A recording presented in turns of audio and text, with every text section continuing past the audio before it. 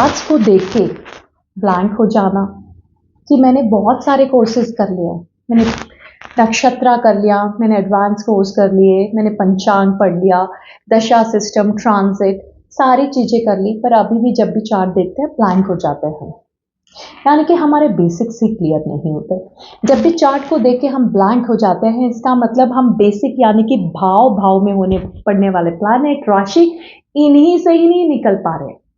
जब ये फाउंडेशन यानी कि नींव हमारी स्ट्रॉन्ग हो जाती है, तब हम एस्ट्रोलॉजी के एडवांस कॉन्सेप्ट्स को भी बहुत सरलता से समझ लेते हैं।